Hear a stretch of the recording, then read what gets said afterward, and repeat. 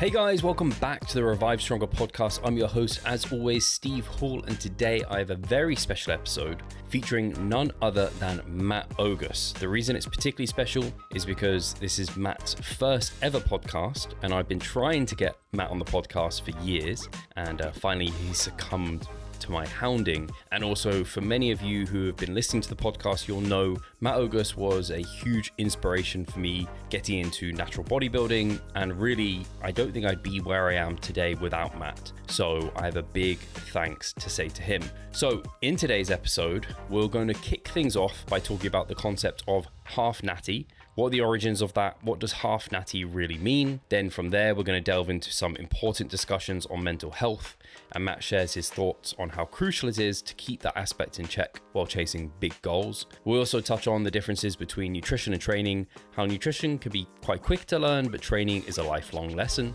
Matt opens up about what earning his pro card really meant. If you didn't know, he recently earned his pro card, and why the process has always been much more important than the destination. We also get an insight into how Matt balances his intense prep schedule with being a dedicated father and husband, a topic that I think will resonate with a lot of the listeners here. And finally, we'll talk about Matt's future ambitions in bodybuilding and get a glimpse of what's in store for him. And please, guys, do make sure if you listen to this, and especially if you like it, to let us know, whether or not that be a review, a comment, a like, a subscribe, but also do share it on social media, tag myself and Matt. Let's see if we can encourage Matt to come on for another time by giving him a really warm welcome and making him know that you guys really appreciated this. So do tag us, that'd be highly appreciated. It share with anyone you think might enjoy it. But without further ado, let's get into the show.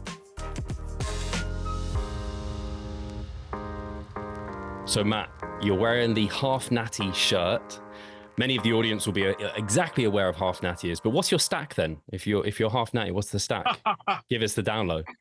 Oh man, like right now it's just Ninja Creamies like every night. Tons of salt and cinnamon on them, and right now it's lots of avocado and egg whites. That's pretty much the stack. Just kamikaze dive bombing my next show and the previous shows. I don't normally do that, but that's the current half natty stack. Is just crazy low poverty macros and crazy low calories. That's Are you your step count? I saw you were sharing on your story your Apple Watch. It was like 18,000 steps. Your steps are also pretty damn high. Yeah, like what are yours at right now, by the way, since you're also prepping? So you'll find this funny. I used to use a Fitbit, and when I do my steps that I do now, my Fitbit would give me like 15, 16,000 steps. So I'm like, oh, that's cool. Now I use this other watch, which was like, it's a bit more discreet. It's a Withings watch, and it gives me like 10,000 steps. I'm like, God damn you, deflating my step count. So I get like 10,000 steps in a day, but I'm like, maybe it's more than that. But anyway, it doesn't matter. It's just like, it's something nice about it being higher. So nothing crazy, actually. That would kind of mess with me. I'd be like, oh. Have you noticed that? Are you doing any cardio with that Not at the moment. at the moment? You're a boss. That's some interesting. I like that. Um, with mine, I do feel like the cardio that I do, and I tell my watch, I go, hey, start elliptical workout. I actually feel like it adds like the equivalent of what steps those would be into my step count, which is just, I thought that was interesting, and I think Yeah. maybe people watching this might consider if that's happening too. So, but yeah, my steps aren't too crazy at the moment. I mean, I had most this past week wasn't crazy. I had some, 15, like between 9 and 15K.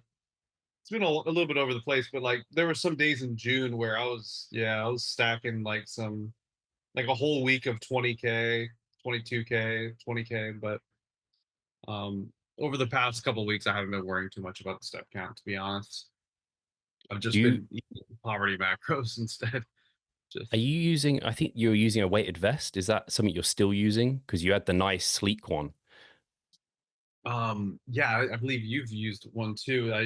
I've been using one from Amazon that you can add like the plates into, and so you can go from 5 to 20 pounds. I've been like, you got to start using it strategically towards the end of your prep, especially when you have kids, because have you noticed how just how much fatiguing it could be to wear that damn thing, especially when you're not just walking around, but you're wearing it in the house. I've noticed that wearing that vest, um, like it changes the way you treat people even. Like that's the level of fatigue it adds to you. So I have to be cautious around my kids and my wife. So like so there's times when I'm okay with not wearing it as often as I used to during prep. But that's a whole subject right there. That damn vest. Yeah. That is a yeah, it's its own beast. Like what's your quick word on on your vest and using that?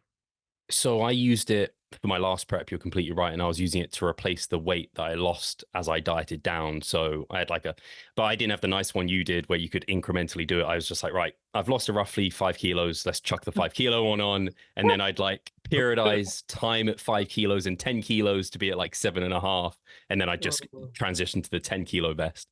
So I've got a 5 and 10 kilo vest, but I haven't used it this prep. One, because I'm working with Cliff Wilson, who you'll know. And I was just like, do you want me to use it? He's like, nah, let's not use it for the time being, at least. And I was like, if I was going to use it, I would just use it for steps, because it's like you said, it's this permanent just stressor on your system. And I was standing wearing it, trying to take the benefit of like gravitostat and all the kind of proposed benefits that it would have on like weighting down the bones and the osteocytes. But for me, towards the end of prep, it started to really get like grind me. And so I can totally relate to what you're saying. Yeah, what you're saying. Like last year I did a ghost prep. Um, that again, like this year was a ghost prep. Last year was kind of a ghost prep. That's the definition of ghost prep for me. I don't know about most people. For me, is I film literally everything, literally every meal, every workout, every set, but post nothing. Tell no one. It's a weird sickness. I don't know why. Um, I think it comes around like I just keep having more kids and it becomes harder to post and like get on the computer and start editing and posting videos. So I did it last year, and like the amount of stress and fatigue that wearing that vest was causing me, and plus I had a newborn, so like I was wearing a baby as a vest when I wasn't wearing my weighted vest as a vest. One time I wore both. My wife found out. She got really, really pissed because it's not like very you shouldn't put a baby on on your weighted vest. Um, but yeah, like it was tough. And yeah, but yeah, weighted vest. Gravito stat. People ask you about it, like, what is the vest for? You wear it all day? And it's just like, I can tell you about it. Like, there's like a 99% chance you're not going to go home and look it up. Yeah, it's called Gravito stat. They did this thing on rats. They put the pellets in them, and then, yeah, for your viewers, I'm sure you've already mentioned this that many times, but Gravito stat. It'll be cool to see like some more research on that in the future for sure. Have Yeah. you, is the main benefit I noticed was just the ability to burn more calories. That's literally, otherwise I'm like, I didn't feel like I was any less hungry or I maintained more muscle because of it. It's hard to say because obviously every prep, hopefully you get a bit better and you do other things well. But yeah, for me, it was just like, it was just the expenditure side that helped, I think. And for me, it's also hard for me to determine like what it's actually doing because my life has changed, and I'm sure everyone's life changes a lot, but my life has changed drastically every year because I had a kid pretty much every year, every other year. So it's hard to determine like, am I actually thinking about food less, or am I just taking care of more kids? So it's been a combination of those two things. So yeah, it's hard for me to determine, but I have kind of noticed, or at least I've told myself I've noticed that when I do wear that vest, especially last year, it seemed as if I wasn't thinking. It seemed as if I wasn't as hungry. Um, Even though like as a prepper, you could feel like no hunger, but if you slipped up and somehow had access to like these foods that you couldn't stop eating, you find yourself like, holy shit, I can't stop. That's why I don't even buy rice cakes anymore. Because if they're in my house and if I eat one, like those are kind of one of those foods for me in a prep mode where I can't even stop myself eating rice cake. Yet I I would not touch cookies, I would not touch cakes, I would not touch this. But if I eat one fucking rice cake, it's it's over for that bag. But yeah, the Gravito stat was interesting, or the vest was interesting because I felt like I had no, like, I don't know, it almost felt like it suppressed my appetite quite a bit, That's good. which was cool in some ways, but yeah, Do you good still old. do the whole what's it called, the apple cider vinegar placebo thing? Because I know Well, you noticed I that was helped. literally about to tell you about this, like, as I was, this morning, as I was pouring some into each one of my things. I was like, dude, I want to tell this audience that, like, bro, I placebo myself. Like, I don't know. You have a lot of contest preppers in there, but guys, it's so I think it's totally fine to knowingly placebo yourself. Like, if you can tell yourself, and if you can truly believe, I mean, we do it so much in our lives anyways. Like, our lives are full of placebos. I'm not gonna name some of the big ones, like, but some would agree, or heavily disagree and probably want to kill me for saying that. But placebos are huge. Belief is huge, whether or not it's like scientifically true or not.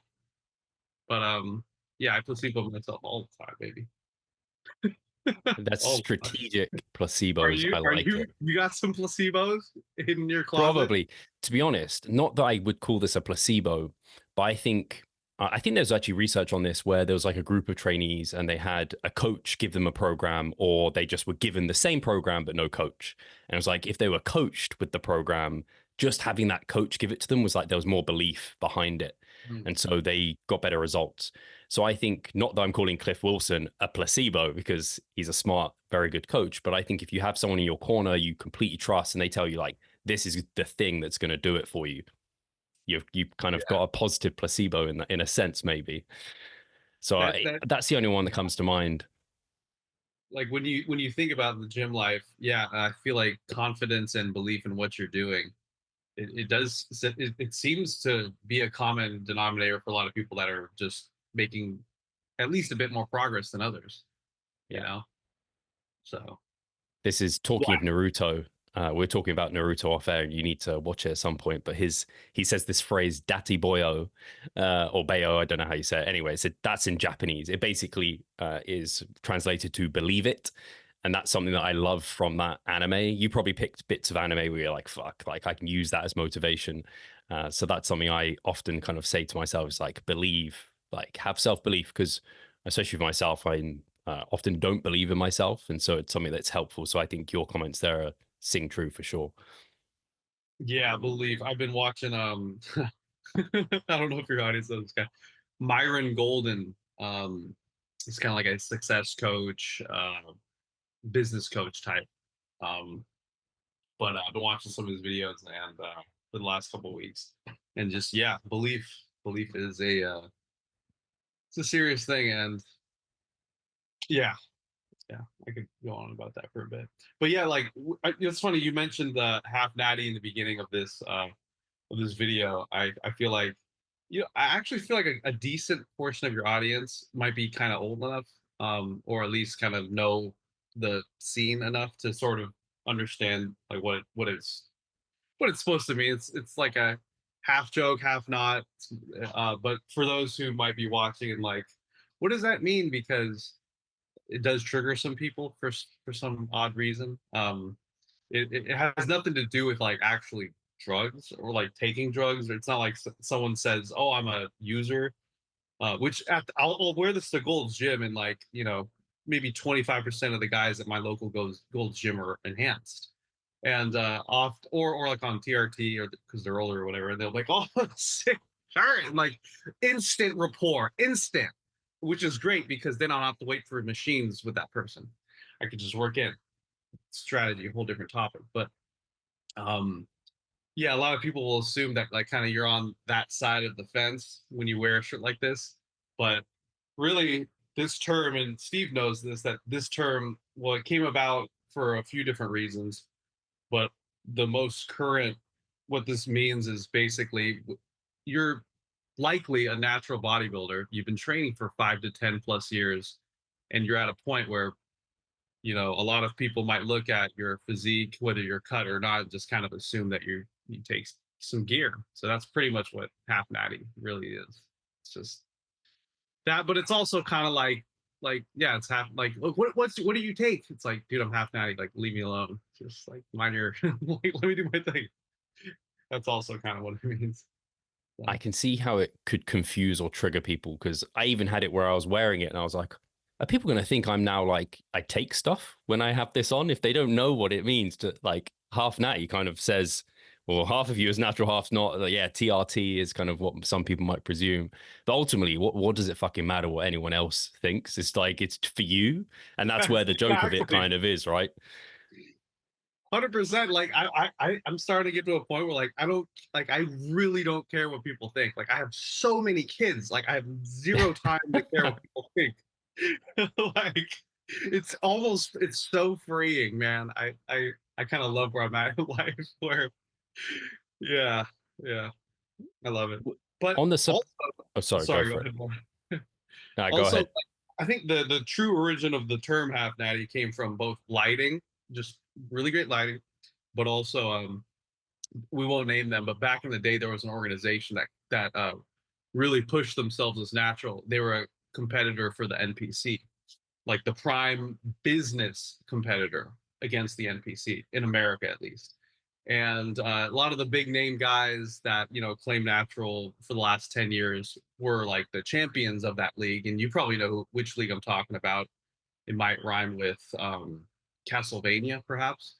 But yeah, like like that's who we're like, oh, yeah, half natty, because like they didn't actually test, but they said they did, and then Yeah. from there, next thing you know, like I was standing in some good lighting. It's like, oh, some half natty lighting, and then yeah, so The half that's natty lighting, that's the one that I really picked up on. And I think a lot of people are going to relate to that, especially with today's social media age. It's like so many people accuse like this 150-pound dude who's shredded, like, oh, you're clearly on gear. No one can look like that. It's like, come on, like it's good lighting, good angles. This is half natty lighting. So that's the way I often see it. that Something is I that. don't go for it. I was like, that kind of is one of like the reoccurring topics that I find myself want like talk to my audience about is like what you just mentioned, the a lot of people go through their lifting careers like so focused on like if and what other people are taking, and like they're completely missing like the point of life as it pertains to bodybuilding. Like it sucks because I feel bad. I legit feel bad because one, it could be, and as a parent now, this is where my mind goes places, but it's like it could be um a sign of how they were parented and the psychology that was put into them. And to me, it's a lonely place when like it's a lonelier place when that's like those are the types of thoughts you have, like who is, who isn't. Um like I have a crazy story like about this natural topic. It involves goob, a real life family friend, and pure betrayal, which we can get into later. But yeah, as a parent, like when I see a lot of this, like a lot of the kind of weird things that go on in our industry, I start to think like, oh, like how were they raised? Like, is it their fault? Is it their parents' fault? Like how could we as current generation of parents and influence our kids so that they don't go through those struggles that so much of our generation has gone through, and how much of that is social media, like how much of that is.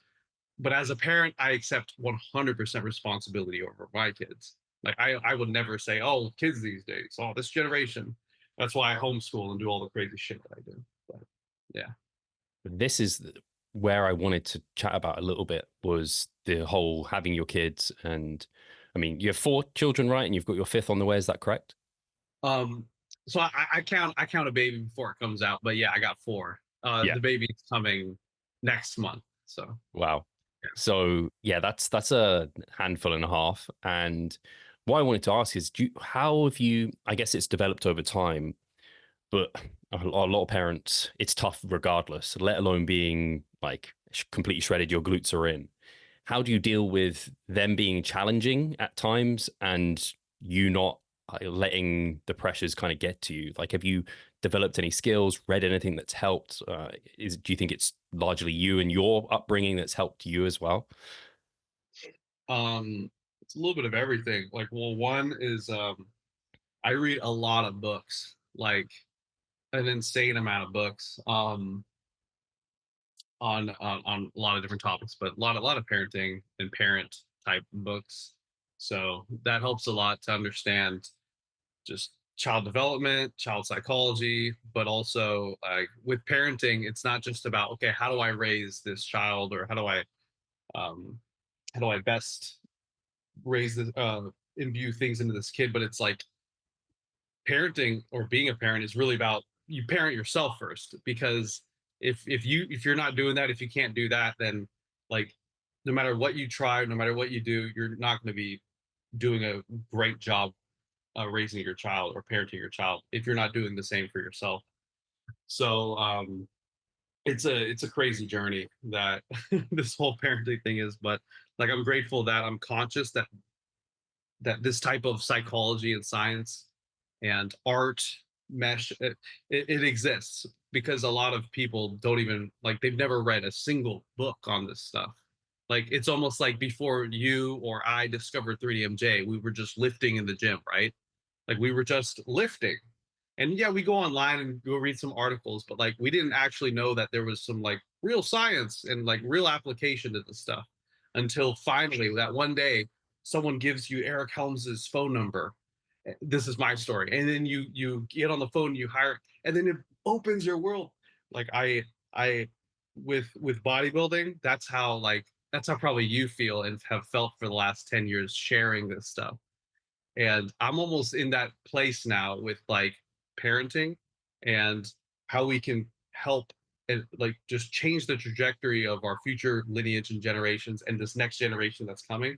That's where I'm at with like parenting.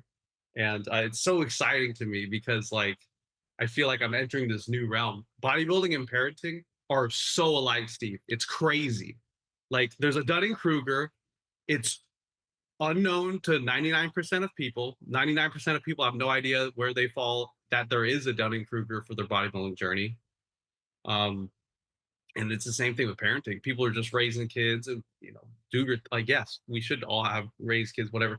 But like, they have no idea that there's a learning curve to it. And most people are not where they would expect on that learning curve, respectfully and disrespectfully. So like, yeah, it's crazy. Sorry, I feel like I'm rambling. No, it's good. Like I've seen, because obviously I follow your stuff, and I've seen you sharing kind of books on parenting and this sort of thing. So I can imagine you've dived a lot into that, and I imagine your partner also helps. Like I'm thinking she kind of not allows you to bodybuild, but clearly she would be like, "Hey, Matt, we're having a kid. Do you have to like get shredded this year?" But she's like, "Hey, you can actually we can deal with this together," type of thing. You support one another. Oh yeah, we like yeah, as you get older in your 30s and like you get better with each contest prep that you do. Um like I actually I got to about 3 weeks out from the Muscle Mayhem without my wife even knowing I was doing a show. So to me that was kind of like we're getting good at this thing. We're getting good at this thing. And I think that could and probably should be sort of the goal for like anyone who's has a relationship or a marriage and they're doing a prep where your partner like doesn't even recognize the signs that usually come up, the side effects. So and yeah, dude, it as you know, it takes a lot of work. It takes like conscious effort sometimes to get yourself out of these natural states of coldness, of apathy, of like and I could go into this whole topic that I hope it's not even TMI to your audience, but like one of the craziest things about this prep, Steve, and I won't ask you your personal because it might be too personal, but like my wife and I have still been making love the entire prep, and I look back at like previous preps and the leaner you are, the further making love goes, right? It might be a month or 2 months, like the last 2 months for a lot of people, like 3 months, my baby, they're not even. A lot of married couples aren't making love at all. But like, anyways, man, my wife had no idea because I was still like, we were still doing the things that couples do and all that. And what's funny is like me actually intentionally, because we can't even when you're a super low body fat prepping for a show, you have no idea how cold you are to other people, especially the people that you're supposed to be closest to. So that, yeah, I've gotten pretty good at getting better at not being cold, but I also do some crazy. Like I actually put into my habits app to so I have a strides app, and one thing I do, and I recommend to all the guys out there prepping, program, and if they know John Gottman, um like a relationship expert, development expert, 6 second kiss. Have you heard of the 6 second kiss? It's like a it's one of those little relationship hacks. But like if you could have a 6 second kiss with your partner every day, it's like it changes everything. So I actually programmed that in here. There's also I can't say this word because it probably would get me flagged or something, but uh it's a okay. How could I even say that? Okay. Uh I don't even know if I could say it. But like it's a sexual act that a man might perform on a woman. That's it. That's it. Yeah. I literally programmed that into my thing. And what's funny is I'll say that and people are like, "Oh, look, your marriage is doomed if you have to program that." I'm like, I look at the person's page and they're single and or they're divorced. I'm like, well, it's obvious. Um, but if guys who are prepping, especially married guys, can literally just make love to your wife and program it, your life is so much better. So much better. It's crazy. Sorry, that was a long one, Steve. No, that's good. I think I it program making out and going down my wife. yeah, because ultimately when I think about it, like Maslow's hierarchy of needs, like that love and affection and attention, that starts to just kind of completely drop off the face of the earth because you are surviving. So the body is just like, food porn, yes. Like real porn, no. Like anything sexual. So you have to program it. And I see it as a lot of people lose that, but and they lose like the libido, of course.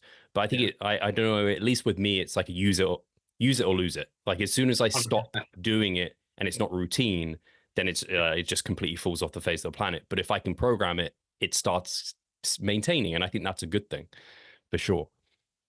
I almost wonder if if like doing it more often has any sort of physiological effects to our hormones. That would be interesting to know. Yeah, That would be a good study. Maybe we could talk to Bearcat and the boys or something. yeah, But like it is weird because where you're at and also where I'm at, and I think you're even leaner than I am right now. don't know Like about that. there's like zero, like we have zero like natural libido where we're just like that doesn't happen. Yeah, But once I do my 6 second kiss with my wife after the kids are in bed or whatever, or I do it. I want my kids to see two. Okay, this is more parenting bullshit, but I want my kids to see a loving husband, a loving wife, like kiss and affection. I didn't see that when I was a kid. I had avoidant attachment growing up as an adolescent. Lots of therapy, but I want my kids to see us making out and loving each other. So anyways, I program my 6 second kiss, or I try to do it daily, and I fail miserably all the time. I program cuddling us. I fail miserably. Oh yeah, you have Mike Israel. I can say these things, right? So I program oh, we're eating. explicit. I program eating the puss, but it doesn't happen all the time. But like I'm on a 3 week streak right now. Okay, that's the mayhem. That's the Tahoe show I just did. The more lick, the better my life is, the more shredded I get because it's dropping cortisol for me, dropping cortisol for my wife. She's better able to take care of the kids. I'm better at like it's so interesting. Like I literally have never heard people talk about this topic. But in my life, my personal life, it has been a huge, like, it's one of those big stones. It's just as big as nutrition for me. Like, I train, I eat, I my wife. Like, it's sorry. I feel like I lost my train of thought. I was on a different topic a second ago. We're both prep brains, so it's totally fine. And I think it's one of those things. One, it's again, I guess now it's 2024. People are a bit more open about these things than they used to be in the past. Like, it's a very like traditionally you keep this hush hush, especially in the UK. Like, we don't talk about these sort of things, right? But everyone's relationship is a little bit different, and that dynamic and how much sex matters to that relationship is a bit different too. But I mean, I've worked with enough competitors now that actually it doesn't get spoken about I think enough. Like, as a coach, I would be open to hearing about it, and I certainly hear if some relationships are like, it's kind of fallen a bit by the wayside, and I'm like, are there other ways you can show affection? It's like, hey, like, purchase flowers for your wife, cook for her if you can't go out for a meal, these sort of things, they can keep relationships going. But considering especially natural bodybuilding, like, we don't earn a living off this, and the best natural bodybuilders are the ones doing it the longest. Now, you've been competing for like a decade, right? And you now got your pro card. So it's you need to make it sustainable, and you can't just marry someone who also competes, and that's your only way of making it sustainable. So yeah, I think it's a good topic. Did you ever have a time where you fell off? Like, was there ever, have you always had that anchor of training in your like day to day? That is one thing that has literally never fallen off. So like, I've never fallen off on training. That's why whenever I get like a Natty thing, like, oh, he's not now. I'm like, I don't think you get it. I brought micro plates to London when I went to Body Power. Okay, like, motherfuckers were hitting upper body pump workouts and legendary photos, and I was hitting sumo deadlifts and leg curls. Like, I don't. But for me, it's not hard work. Again, like, I love the training so much, and I'm so like into it, and I'm willing to be open and change. And but like, it's so tracked. Like, everything I've done has been so tracked in a way that's also mentally healthy for me. Now, for most people, that would probably send them off, and that's a whole thing that we could talk about. Is like, people will think that that's what someone else is doing is like is too much, or it's unhealthy for that person, or just lift weights. But like, we all have different thresholds of like what we're comfortable with and what actually makes us perform better, what we have more fun with. Like, I would not love lifting if I did not track my lifts. Like, it would not be the same thing for me. Like, I could not imagine myself being where I'm at and loving lifting and bodybuilding if I was not allowed to like know what weights I want to hit today and know exactly how many reps to do to beat last week or the week before, the last month. So yeah, I've never fallen off. How about you? How are you with your like tracking? It's basically the same as you. I can't remember the last time I missed a workout unless I was like sick. Otherwise, it's all just ticked off. And I haven't got kids as an excuse either, but so it's a bit easier for me. Not that like using them, I don't know if excuse is the right word there, but it makes it life a little bit more challenging to hit those. But I don't think I'm just not as good as person if I don't have that there.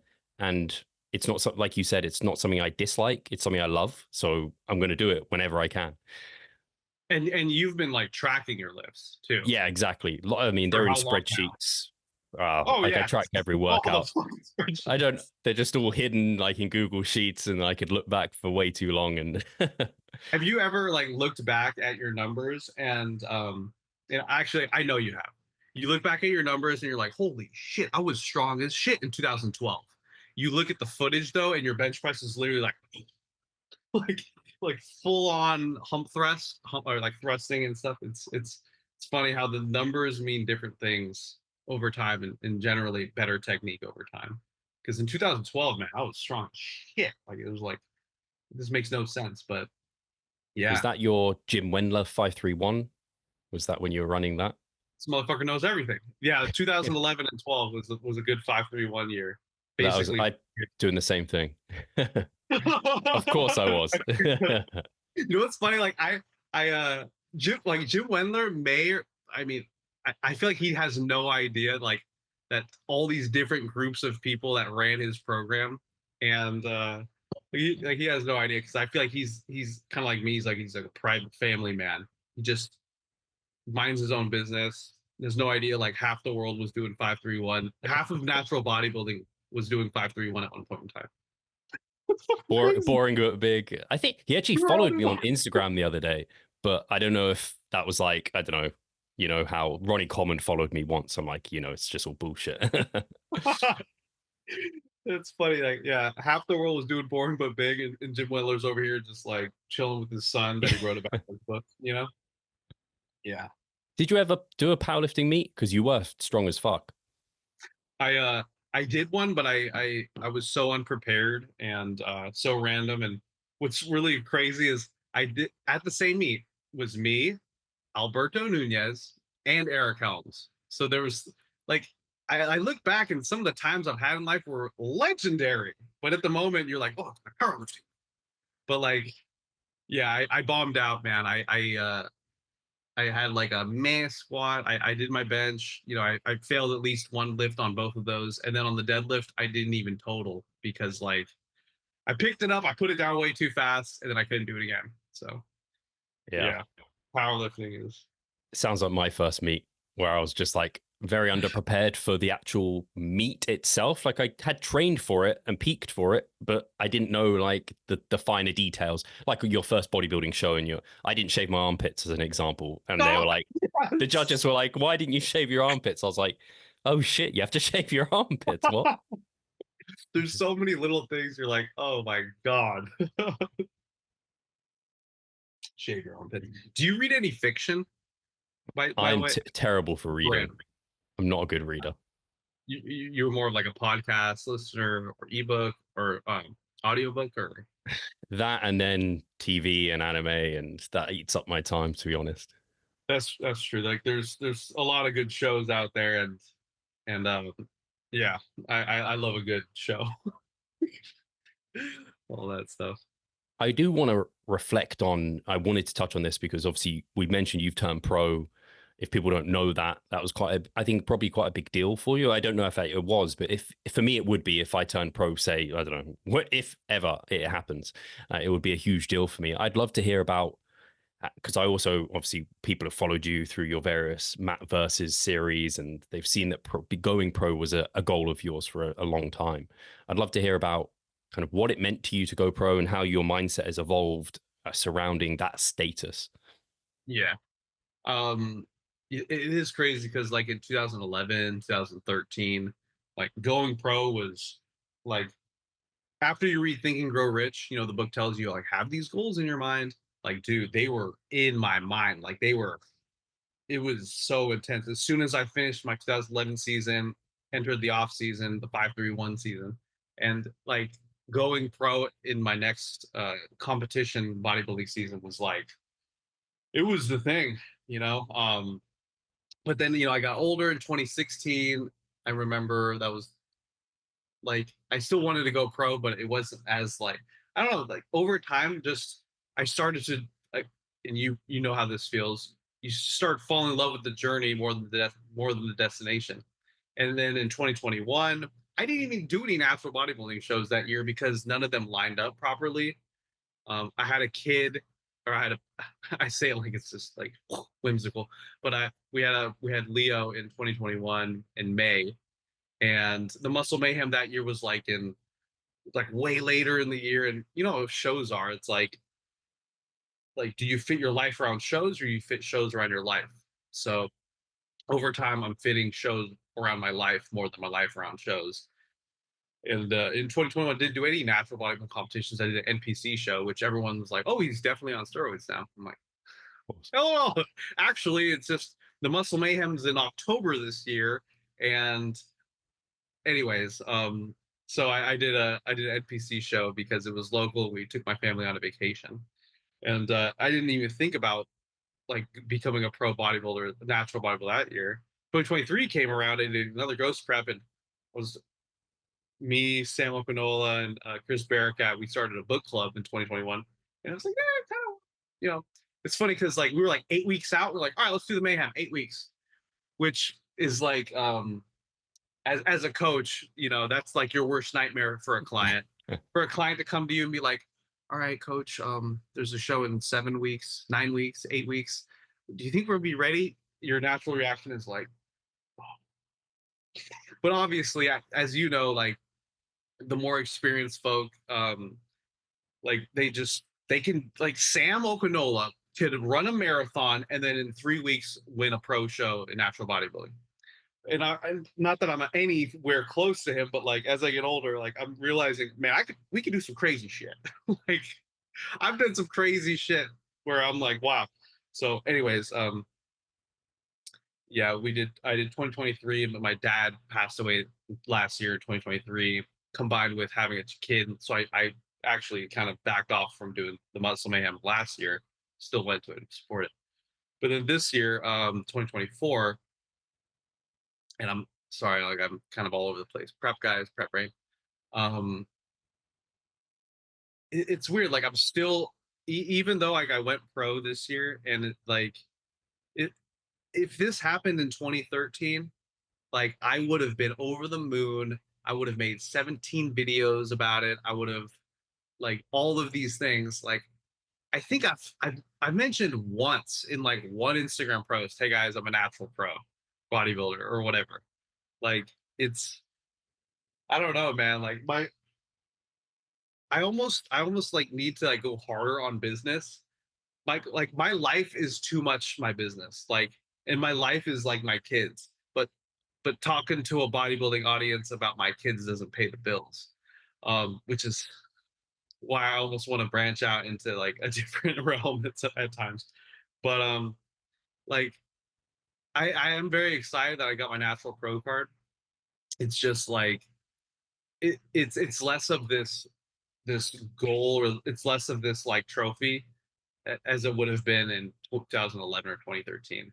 Now it's like my life is so fucking fulfilling the way it is. I got with my kids and my life with my wife, and we homeschool and all this shit. That like the Muscle Mayhem was almost like in the way of my true purpose, which is being a father and a husband, man of God, whatever. So like I don't know, man. Like I'm hella excited. I got my natural pro card. Where is it? It's on the ground over there. My little sword over here. The Right? Like sword. yeah. So this is the infamous Muscle Mayhem sword that they give. But like in 2 weeks this will be collecting dust at my mom's house. But along with the rest of the trophies. But yeah, this is the cute little Muscle Mayhem sword, and it like I don't know, it's weird, man. Like just being 33 is different than being 23. If I was 23, I would take that to the gym. I'd show everyone at the Get a gym. photo shoot. Like you'd be going nuts. But where I'm at in my life right now, like I'm more excited to like um it's the one thing that is tough is like, gosh, like when can I end this competition season so that I could have more emotional points available for my kids and my wife. That's kind of one thing that I'm thinking of. So that's like, I'm like, should I even think about doing worlds? I almost want to ghost prep worlds and see if my wife cannot know about it. That's kind of one weird place I'm in, Steve, is where like, dude, that's in a while, which by the way, fucking kudos to you because your prep is a long one, bro. Like It is long. That's I want a podcast interview you. Can I do that? I This man has been prepping for like think I for a started in March. while. Yeah, I started in March. That's when I started too, March. And you're gonna go Yeah. into November, which is Yeah. basically eight, almost 9 months. And yeah, you know how that is. Like imagine like so you have your girlfriend who you've been with for a 10 years. significant 10 Yeah. years exactly. And then imagine like there's like five of those humans. And like and not only do you feel kind of guilty that you've sort of like not look, we get better every year. Like in our first prep, we were probably 25% present boyfriends. At our second prep, we were 50% present boyfriends. And each year we're running that natty asymptote closer to 100 until one day we'll do a pro show. We'll do worlds as 40-year-olds and our wives will be like, what? You have a show this weekend? That's the goal. Like that's truly the goal. Yeah. But like, yeah, dude, at a point where I'm at now, it's like, I don't know. Like I'm getting better at like not my kids like not even know I'm doing shows and stuff. But like I would prefer to be 100% emotionally available for them, have Yeah. all of the patience in the world because I'm at like a 80 to 90% patience compared to normal, and even that 10 to 20% is less than they deserve. That 1% drop is they deserve like 100% of me. I So love there's that. I love that entire chat because the thing that it sings home is bodybuilding isn't your life anymore. It fits into your life. And if that I don't makes think us you'd better have, bodybuilders. That's the yeah, craziest part. you wouldn't have sustained it this long if you weren't able to do that. You'd have given up, or like it would have been too much, or your wife would have divorced you. You wouldn't have had the life you have now if you couldn't have done what you did. Isn't it weird that the more bodybuilding is a person's life, the worse bodybuilder they are? Like, that's how it is for 99.9% of people.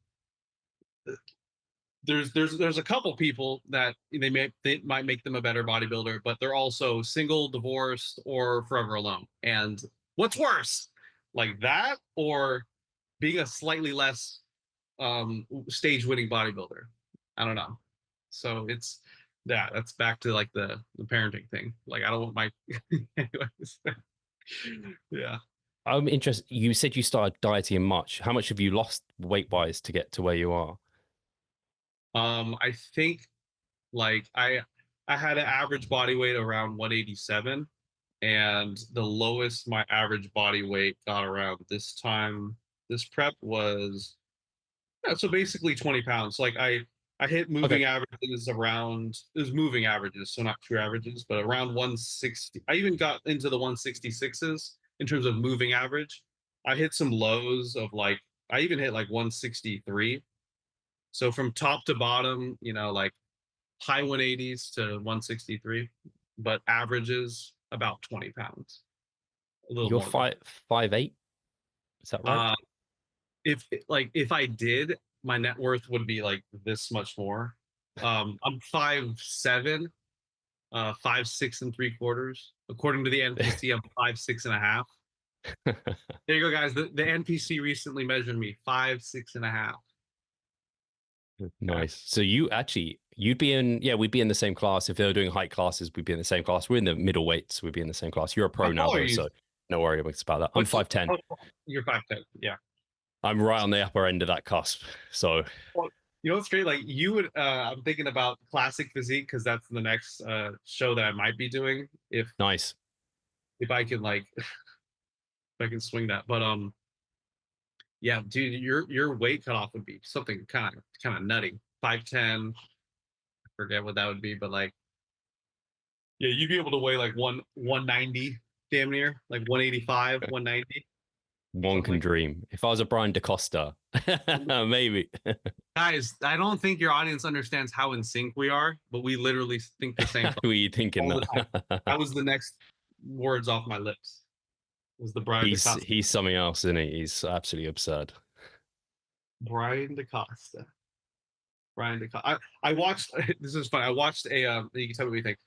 Instagram story yesterday. Like people ask me like how long my gym sessions. He's like, on average they're about 2 hours. Blah blah blah blah. And what I've gotten over the years, and it's always made me kind of laugh because this doesn't happen with other sports. But people will be like 2 hours. That's so long. And obviously they don't even have any of the context. But even if it was 2 hours, 6 days a week on a legs push pull or a PPL PLP 6x split,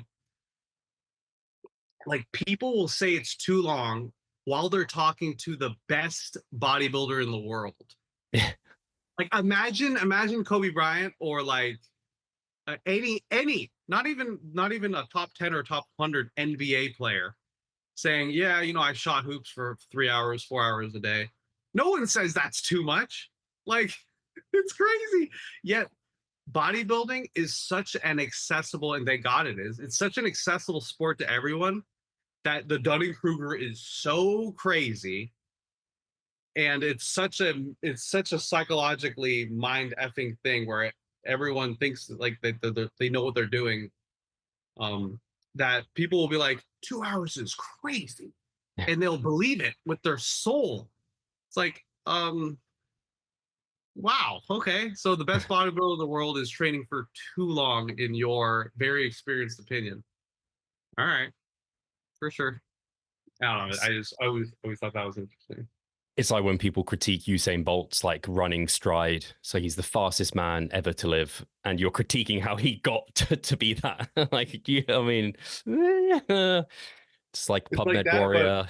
to me, it also just shows that, like, I don't know, man. It is interesting. Like, have you? So we've a lot of people don't know this, but well, they probably do. But like, we've gone, not trends, but we've been through different schools of training. Like, we both have gone through like a very bare bone kind of 3DMJ ish kind of school of training. We've gone through. uh, It's funny. I know this shit about you. We've gone through 531 period. We've gone through power building periods. We've gone through the RP period, where, like, dude, 2 to 3 hours in the gym when I'm motherfucking hitting my MRVs and shit. Like, I look at the average person, I'm like, you don't even know what these terms mean, bro. Like, why are you telling me I'm training for too long? Yeah. like motherfucker, I'm pushing the envelope of what my body is physically capable of before it explodes. Like, relax. But you and we've gone through, like, and then, and I love us too, because we never go. I can't say that. I can't say the R word, but Tropic Thunder. Have you seen the movie? Never I go full. have, right, yeah. Never go full. But we have dipped in and experimented and utilized and become better coaches and content creators, because we've dipped into the RP kind of volume, fluctuating on a regular basis, rapidly adjusting it on instant feedback, so on. We've played around with the partials. We're playing around with some right now. What I love about you is, like, you've never gone full, whatever, but like enough that you understand, and you have a good sight for, like, how it feels for you and how it could potentially be for your clients, like, combined with what the research is saying and also what it's not saying. So it's something I always love about you and respect about you. And like, you never clickbait it in, like, to, like, get more views and stuff. Like, you're always like, that's why, like, you're like my favorite influence. It sounds weird saying that. You're You're the my influencer. favorite. You're my Not influence. That's a bad word. You're my favorite bodybuilding educator. Oh, I appreciate that. So yeah. Do you not see the progress you would like? Are you sick of writing your own programs? Or perhaps you need some accountability in order to stick with a plan? Then it's time to start working with us. We at Revive Stronger offer a truly personalized coaching service. You'll get more than just an email with some macros or random cookie cutter program. With Revive Stronger, you will be the center of our attention. You will receive your own fully individualized training protocol alongside a customized nutritional strategy. We created the coaching around your needs, wants, personal preferences, and your own unique lifestyle. Every single week, we delve into your program in order to make appropriate adjustments so that we get the most out of your time and the best possible outcome. We help both female and male athletes to seriously change their body composition by adding more muscle mass and decreasing fat tissue. No matter if you're a competitive bodybuilder or just want to look better, if you need help with your progress and taking your physique to the next level, our coaching is for you. It's time to make a change. Sign up today and let's revive stronger. I appreciate that a lot. It's funny, actually, you mentioned all those things, and it's like so nice to hear that. That's the way I don't try to be that way. It's just, it never feels right to go deep into one like trench. It just never quite feels right. It's like, hey, these people are getting results this way. So clearly there's something I can take from them, even if the research isn't saying definitely do that or what have you. But that's also something you've done yourself. Like, I've seen you also continue to learn. Like, you brought in Eric Helms. So clearly you're a coachable and you want to make yourself the best bodybuilder you can be. So people can speak about your genetics all they want, but the hard work has been there, and also you seek further education. Always, you're trying to learn, which I respect a lot. Yeah, yeah. Like, there's always some new stuff coming out and fun, but it is interesting too that also, like, the older that we get, the more we realize that it is like just as important as training optimally and whatnot is like training in ways that we truly enjoy while still nailing the fundamentals. That fits well with our lives and our how many kids we have and whatever. And like adding the placebo back in, so to speak, but not too much. You know, add the science in, but like don't go full. So that's kind of like what happens, I think, for a lot of guys as they get in their 30s and start entering those like natural bodybuilding prime peak years. Is that good combination of like, what is the solid training? Are you doing the day one shit? Okay, what are like the placebo components that are individual and unique to you that make you a better bodybuilder? Perhaps they don't pertain to that dude over there, but it's like the Mesh. science and art of bodybuilding that we often talk about, and Yeah, it's a beautiful thing. so well said. Matt, I know we've almost come to an hour now, and you mentioned a story at the start. I don't know if you want to make sure to get that one in about the half natty. People would have heard it and they'd be like, oh, I wanted to hear that. I had it on mind, like, hey, we get this story, and if you want to share. The half night, you mean like the shirt or The which story? accusation. Oh my god. Oh Jesus. Oh god. I oh man, I don't even know. Christ. Uh yeah, I'm trying to think if I even want to include it, because like Feel someone I free know, not to. like, guys, the mental health aspect of the bodybuilding world, it's like it's so huge. But yeah, with half natty, um again, half natty is the idea that like you're just minding your own business, and like I'm okay with anyone using the term, whether you're on gear or not. Like, it's for us all to enjoy. Like, make of it what you want. Like, love life. Fuck it. But for me, it's half natty is like, yeah, you know, I'm a natural bodybuilder, and since 2013 I've been getting steroid accusations. Since 2011 I have been, and that's just kind of what happens. And what's crazy is with a steroid accusation, it's not just that someone is saying like, oh, you know, you're on steroids. They're also typically saying, and you lie about it. And to me, that's a harder Yeah. accusation than just saying you're on steroids. It's like, all right, I don't, but I almost wish I could like sit you down and be a therapist to you and help you through this, which I've done for so many guys over the years. And they end up saying like, dude, thank you so much. But like, next thing you know, I'll have to go back to college, become a therapist, and I won't even be in fitness anymore. But like, it's definitely a psychological thing. It's based on like how you perceive the world, and yeah, the whole topic of natty or not is such a like a it's such an interesting can of worms. There's so many different ways you can go about it, but yeah, it's crazy what goes on in people's minds. I recently had a like a family friend, like our kids played together. We went to like theme parks together. Our wives are friends. I was friends with his wife before I met him. All these sorts of things. And then like these are close people. Like, my wife gives birth, they bring soup to the hospital. Our kids play with each other. And then over the years, you know, my wife and his wife kind of stopped hanging out as much. I don't know exactly why. Maybe it's because like weird shit happens, bro, if you homeschool your kids. Weird shit happens if you start having your third and fourth kid. Like, people, like, some people take it personally, I think. It's Weird. really odd. I cannot I like, maybe one day you'll experience it, whatever, but like anyway, so like my wife and her friends started not hanging out as much, and I was still cool with it, with you know, these people. And then after the Tahoe show 2 weeks ago, Goob, John Dorsey, you know Goob. Yes. I was watching John, and we could do a whole podcast about John Goob, because over the years he's been the only like credible call out page, if you really think about it. Like prior to Goob, they might like call out pages that would call out Photoshop or fitness industry BS. Like they were always biased. You would always find that they're biased. Next thing you know, like it sounds fucked, but like as soon as they called me out for steroids, I'm like, I can't, like they're not a quality page anymore. Like they already fucked up. They didn't do the research. But John always has done his research and whatnot. Anyways, John sends me a screenshot of a personal family friend asking John if he's ever done a call out video on me and my wife.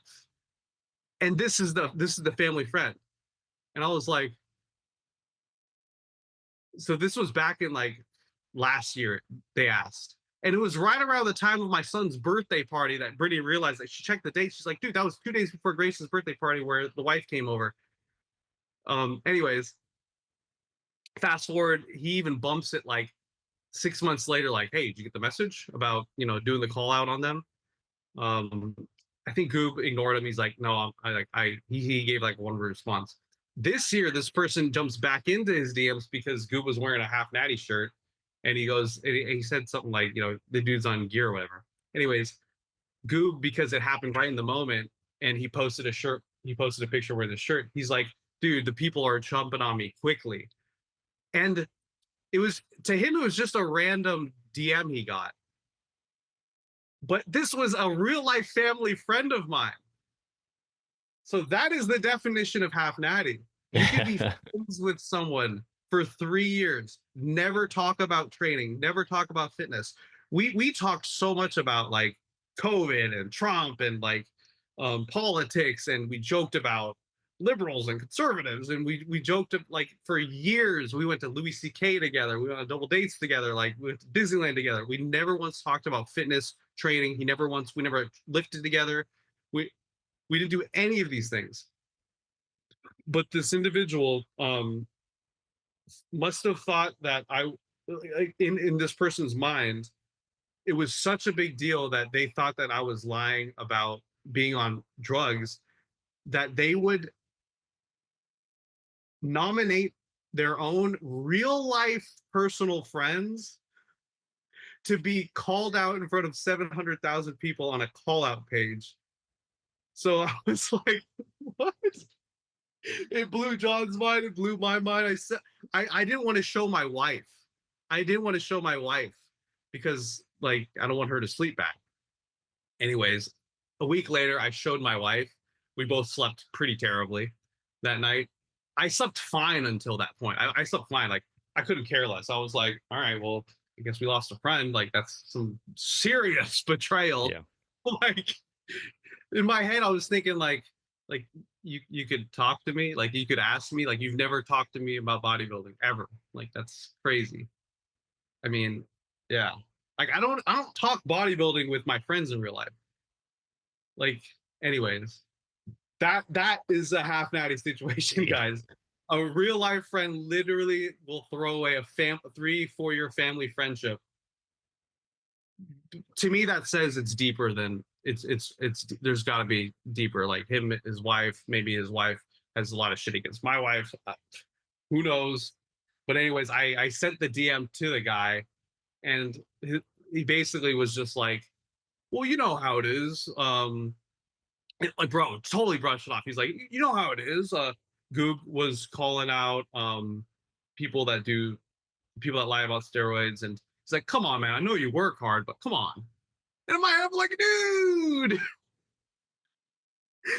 That's screwed up. Like, bro, like that's like you can talk to me, but at the same time, like anytime someone comes out and says those things, like they all fit the same common denominators. They've never even been to a bodybuilding show. They've never even been to a national bodybuilding show. Like it's not their realm. It's like, bro, you are an expert at your profession, and I would never dare to go to your place of work and be like, oh no, you did that wrong.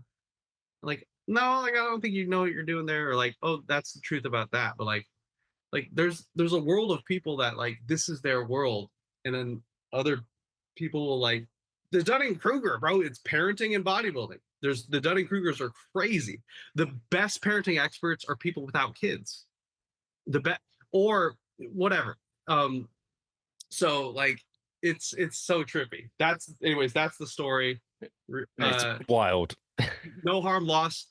Oh, and what gave me some closure was that, you know, I showed some of my clothes, and I guess I doubt he'll ever see this. If he does, it is what it is. I actually think that you seem like a great person. Like I have nothing bad to say besides my opinions on this situation. Like, and I won't say anything bad about you or your wife ever. I thought and still think that you guys are truly great people, but like this is like a psychological issue that maybe you guys can work out. I don't know if you guys just like gossiping or what, but like wish you guys the best. I won't be interested in being your future, but like wish you the best. I like how you're saying this in raw real time. But so like I shared on my close friends list that DM, and my wife screenshotted it, shared it to her close friends DM list or close friends list on Instagram.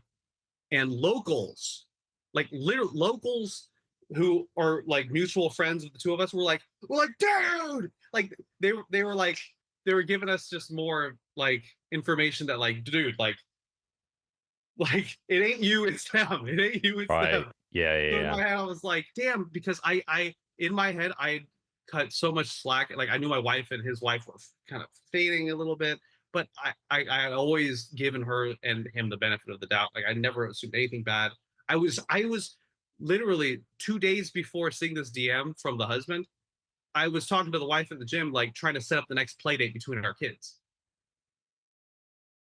Anyways, that, I mean, I was gonna say that's the how powerful this effery is, but it must have been deeper. That's why I mentioned like some people get weird when you have more than 2 kids.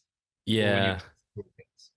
So It's one of those things. It makes me think of like, you know who your true friends are when you're doing well in life because they congratulate you. Whereas if you do well in life and you're true, like they're not true friends if they try and take you down. It's like I often see when people are calling people out like yourself. Again, they could be uneducated, whatever it could be, but ultimately they're calling you a liar as well. And they're just trying to take you down. Like they're trying to take shots because something on their end isn't quite right. I know this is always the way you've treated kind of like haters, is like, are you okay? It's like it's like a standard response from you, right? 100%. Like, yeah, like it, if you really think about it, all the way down to the root, that is the truth. It's like, dude, are you okay? And 99% of the people that if you ignore like what you see on the surface, which is they're calling me out for like they're calling me a liar, which deep down there's some shit that they're dealing with or have dealt with their entire lives, and maybe that can help us all sleep better at night knowing that. But that it's shitty. It's like, damn, man, that those are like, I love you, I'm sorry you went through that, but those are your tasks. Like we all have to claim responsibility for handling our own childhood traumas, our own baggage, our own lack of communication with our spouses. Like that's our own baggage, and we shouldn't be putting that on other people. But like I do recognize that a lot of people were dealt different hands with their childhood traumas or their lack of therapeutic or psychological help throughout their lives.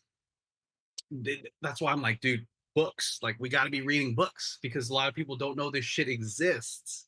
Like these concepts, people don't know these concepts exist. That's why I'm like, oh, if you're a parent, read The Anxious Generation. You know, if you're a bodybuilder, you should probably know who 3DMJ is. Yeah. How are you for time? Dude, I'm probably fine. Dude. I'm having a good time. Okay, cool. Yeah, I didn't want to pull you too long because I know you got. I will just fucking CrossFit. I'll hit some rest pause instead of like it's not a big deal. You got some numbers to hit. How's training performance going, actually? Dude, surprisingly, fucking incredible. Just fuck your wife, Steve. Everything's better now. Like, dude, I'm surprised that the training, like my strength is where it's at. It's actually kind of trippy, but that's awesome. It's what's your? You mentioned classic. Is that the next show? How many weeks are you from that? Like, what's the ultimate thing I wanted to ask is like, what's the goal now you're pro? Like in the bodybuilding realm. it would yeah, so first we did the Mayhem, which was July 20, got a pro card there. That was cool. 3 weeks after that, or it was 2 or 3 weeks after that, we did a Tahoe show, another local NPC show. Got, did the overall. All I wanted to do was qualify for a pro qualifier, IFBB pro qualifier. Didn't expect anything. I kind of just just did it. But yeah, we got qualification. Not just that, we got the overall in the bodybuilding and the overall in the watching and the classic physique.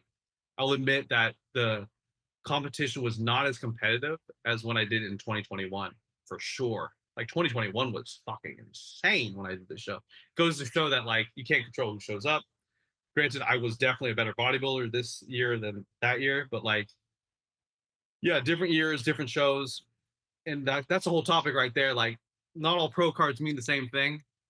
Not all wins mean the same thing. You see first place heavyweight on someone's profile, and you're like, bro, you're focusing on the wrong things.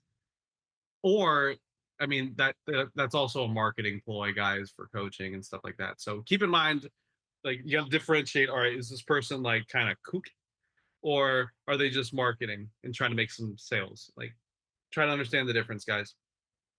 It's either one or the other most of the time. But anyways, for this year, so it was basically like, let me look at the calendar. There was 2.5 weeks after that NPC Tahoe show that I won. Is supposed to be the it's called NPC North Americans, which is the next pro card IFBB opportunity in the calendar year that I might. So, dude, like literally, the show is in 6 days. I haven't registered. I haven't booked anything. I haven't done anything. I've just been so busy with stuff, and I kind of like this past weekend. And have you ever had this? No, you may, maybe not, but I'm sure viewers have. But like oh yeah, today I'm gonna do an untracked day. Like it was supposed to be a refeed, but I'm gonna do an untracked day. And then you have that one untracked meal, and you're like, all right, well, I got about this much more carbs or whatever. So you start trying to hit those carbs untracked. You hit them, and then you're like, all right, well, you walk back in the pantry, and next thing you know, you're like just fucking grabbing things. You're like, all right, this like it's low calorie, whatever. And then you slam like 2, 3, 4,000 calories more than you wanted. That basically happens. Like I haven't done it, but most people probably have. I'm just a bit wired a different way with food. I don't know what it is. You definitely are. And I do feel like if I was in a different situation, that probably would have not happened. True. Because I'm trying to think. Like I was eating some stuff that would not exist in my house had I not had a wife and kids. Yeah. Not to put any responsibility on anyone else. But anyways, environment though. Bro, I'm on like a 8 billion calorie deficit right now. What am I saying? Like, but what's crazy is like my mind is full of so much placebo lately, and I've done shit that I never thought was possible. I've gone on lower calories than I ever thought I could handle. That like I could literally go for one day being like, holy shit, like, bro, I definitely can't do the show today. To 2 to 3 days later, thinking, I could win this whole fucking show. Yeah. And that's basically what happened, dude. That's what happened between the Mayhem and the Tahoe show. Like, the weekend of the Mayhem started off light, and I was like, I didn't even eat anything that night, bro. Like, I won my pro card, and I didn't even eat anything until 9 p.m. I had a Ninja Creamy. And then the next day, I think I went to a movie, and my friend took me out, and I ate quite a bit. And I looked at myself, and I was like, oh, fuck. Like, I'm like, oh, shit. I probably undid, like 2 weeks of dieting right there. I'm going to have to, like, quadruple the deficit just to make up for that in the time. But anyways, what happened was I fucking did it. like I almost feel like I'm slowly turning into the BBC. Only some people understand. Like, I'm not quite Ryan DaCosta, but I might be more than I had previously understood or previously thought I was. Like, for 99.9% of my lifting career, I've been you, right? With like the diet when it comes to prep. Like, yeah, I'm gonna hit these fucking things. But like over time, I'm like, holy shit, I can kind of fucking YOLO, like do crazy placebo shit to myself. So anyways, that's kind of where I'm at now. if these next couple days, like I get my body weight to like a certain place, I pay like exorbitant extortionary late fees. Oh, I might do this IFBB Pro qualifier in like 6 days. But So we'll see. the IFBB Pro card is the ultimate. That's like the, if you I'm can like, crack that. I think this is the worst interview I've ever probably you've ever received. You're giving a great interview, but you're like, hey Matt, are you gonna do any more shows? I'm like, all right, let me tell you The whole backstory. But yeah, it'd be cool to if the stars aligned and I got like an IFBB Pro card in like 6 days, that'd be cool. It's funny because it it would be cool as shit, but it also means nothing to me. But it means that it means it would mean everything to like the world. Like, oh my god, Pro card 1 year, half natty, natural, not natural, and that would be cute, wouldn't it? Like, you know, this card, that card. I was like, which one's gonna make me relinquish the card? You know, because the IFBB rules are you're not allowed to compete here. I think the WNBF's okay with you competing there, but I'm not sure. I think they might have changed it.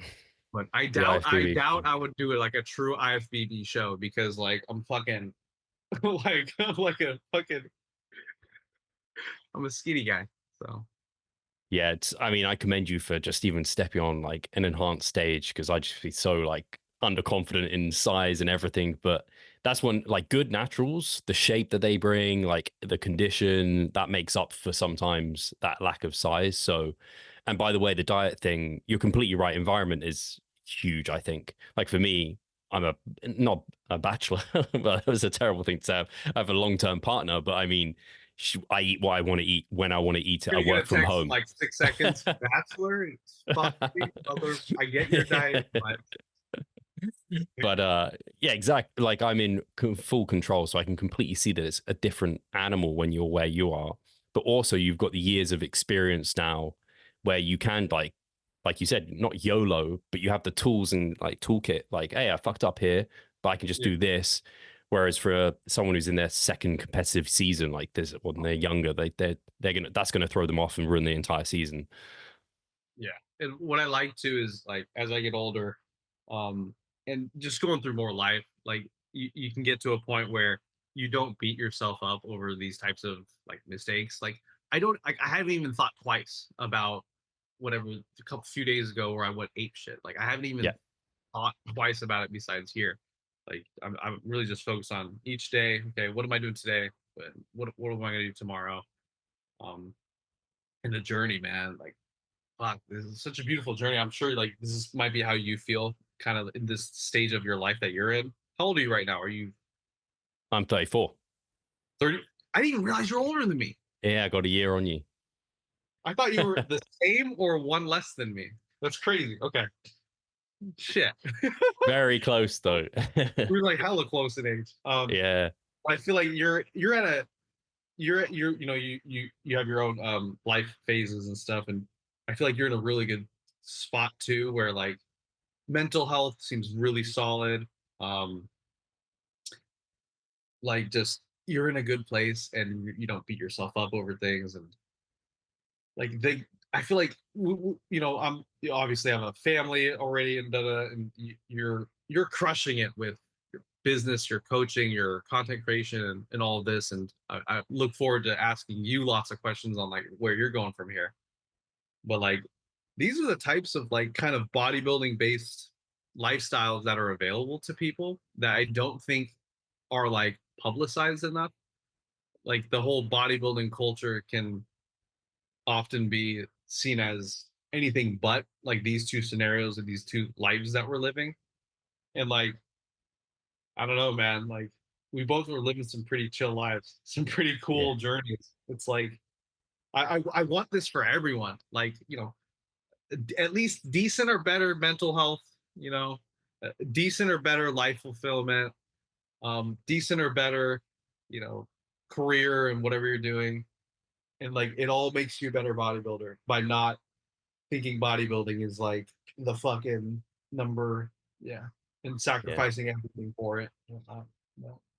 Yeah, I love that. I think people can see that with where you've come over this whole time. And Yeah, the whole thought process. I remember watching some of your vlogs back in the day where it was that I think you had a whiteboard and you'd write on it like pro card, and you'd like, it was this whole like every day, like believe it, that sort of thing. And to have come from that to where you are now, where it's like, if I get a pro card, I get a pro card. Like I'm not going to change my bio. I'm not going to scream and shout about it. My life are here. And it's like, well, my life and my kids and family are here. But you keep going at bodybuilding because you know that ultimately brings other positive aspects through your life. So it is that complete journey that you've been on that's made it so powerful.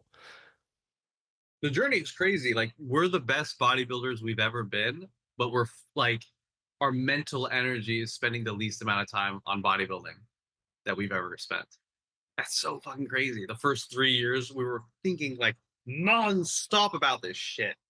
Like non-stop, I'm pretty sure. But and now like that's such a cool, beautiful thing, right? Yeah. It's such a cool, beautiful thing like that.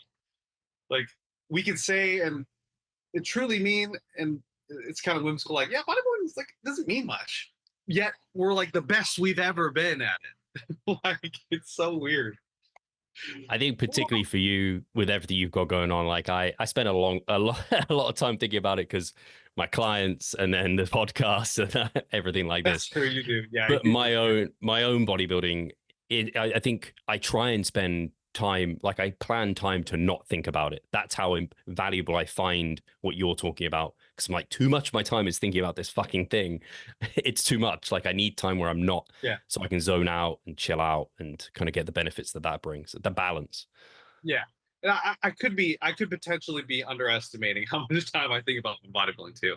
I think it's more like it like my natural feeling of like where the priorities lie in my brain. Like if it was a pie chart, I mean, I could be totally wrong. Maybe I do spend more time planning out my bodybuilding than I think, but it definitely doesn't feel that way. Like I wake up and like my kids are up and like I'm not thinking about bodybuilding and stuff.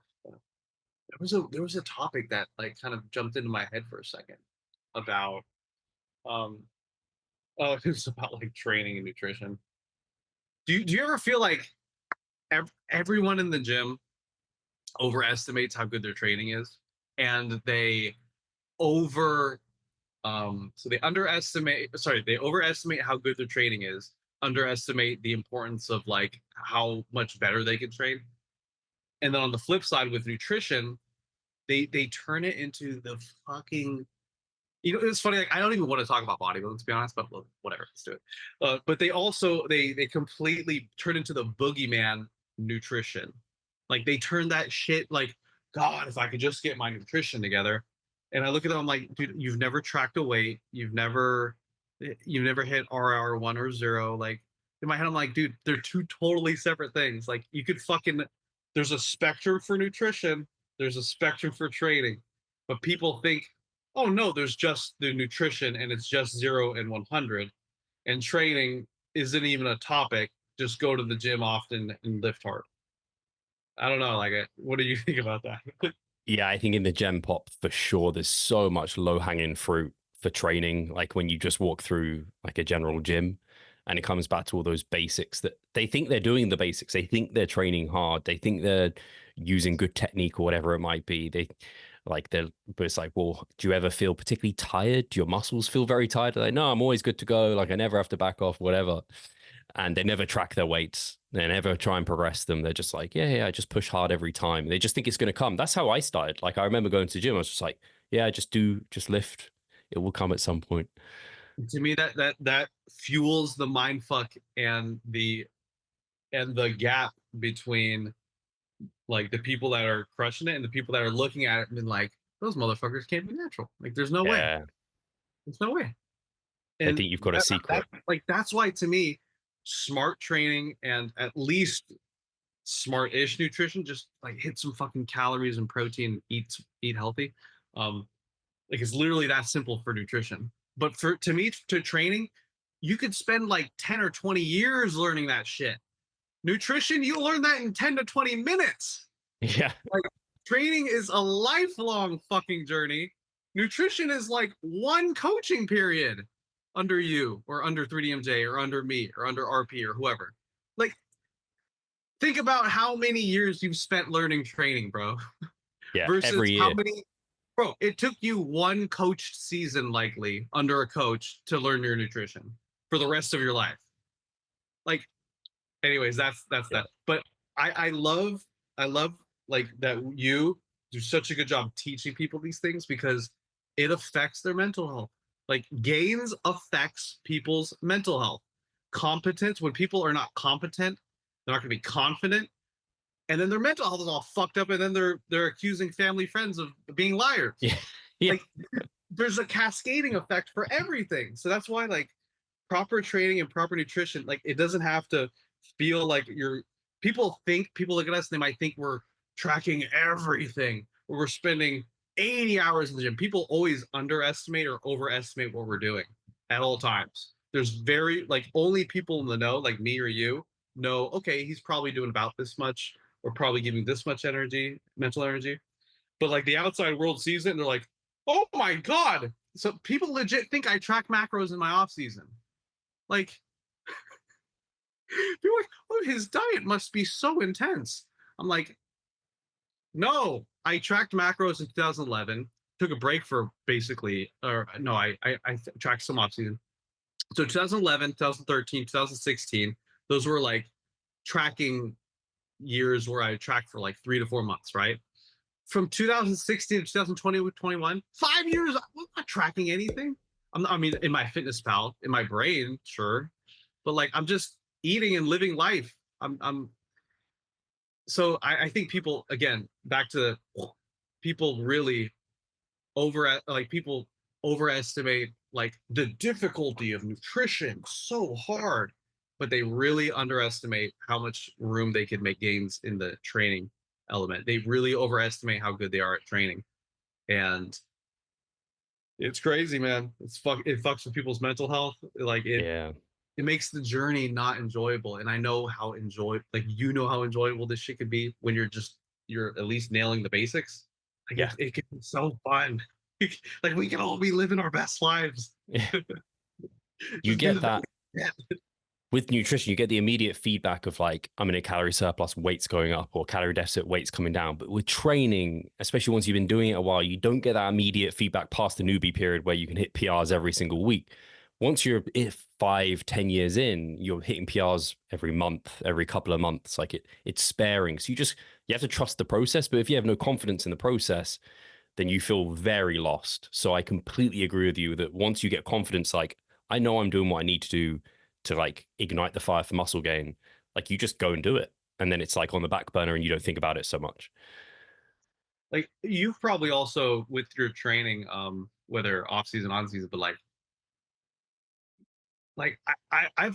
I'm so fulfilled with just that one more fucking rep across like the 3 sets, whether it's one more rep on all sets, one more rep on the first, on the last, even the fucking middle set. Like just that one more rep is like, yeah, we fucking did it. It's like we understand what drives the needle and we just keep on doing it. Like it's so fun. Like it's just I don't know. It comes back to us. Sorry. No, yeah, you go. I was going to say it comes back to a saying I love. I don't know, it's from some film. It's like progress is happiness is the quote. And bodybuilding is all about like every day depositing pennies. I think that's a Jeff Alberts quote into the piggy bank of just like, I've done my job today. I've ticked those boxes. Anything else in your life could be going to shit. But if you trained and you did what you needed to do, you kind of go to bed and you're like, that was all crap. But hey, work wasn't so good, whatever it is. But hey, I'm progressing in something and you have control on that. So it's always given me that kind of anchor of happiness, knowing that I'm progressing with something. And I think that's how the gym should be for most of us guys that are around our age. Like most of the guys in their 20s, 30s, even 40s go to the gym to build muscle and strength, right? The way they train though, it's mostly just mental health. Like the way you see most people train outside of the first few years, which is fine and actually good because the general and mental health benefits of training are probably even more important than the muscular.